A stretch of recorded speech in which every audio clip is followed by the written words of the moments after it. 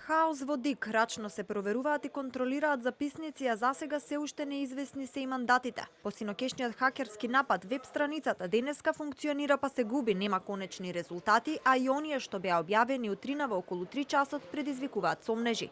Од ДИК информираат дека од утрината имаат полни раце работа, контролирајќи ги сите записници, а се чекаат и конечните неофицијални резултати. Во меѓувреме на страницата на ДИК се појавија низа нелогичности. Во населени места со претежно македонско население победува ДУИ или коалицијата на Алијанса за албанците и Алтернатива. Така е во Струмичко Новосела на 3 различни избирачки места. На гласачкото место 1784 во Ново село, ДУИ освоила 46,22%, а Алијанса за албанците и Алтернатива 25,21%. Коалицијата Можеме на СДСМ има 12,61% од гласовите, а ВМРО ДПМН е 8,4%. Според сајтот на ДИК, ДУИ победиле и во Демир Хисар, каде исто така нема традиционални гласачи на оваа партија.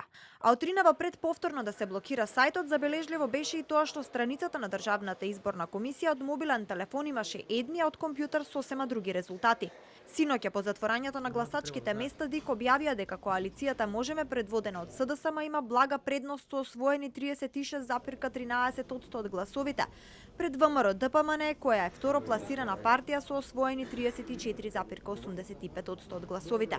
Податоците на ДИК по изброени над 94% од гласовите покажуваат дека на трето место е ДУИ со 11,57%, Алијанса за албанците и Алтернатива со 8,78%, Левица 3,96%, ДПА 1,51% и Интегра 1,36%.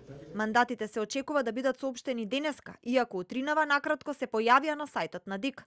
Според тие симулации, СДСМ имаат 46 пратеници, ВМРО ДПМН 44, ДУИ 15, Алијанса за албанците и Алтернатива 12, Левица 2 и ДПА 1 пратеник. Според партиските пресметки на СДСМ пак резултатот беше 49 за Можеме наспроти 46 за ВМРО ДПМН. ДУИ пак објавија дека имаат 12 или 13 пратеници, а ДИК изброи 15.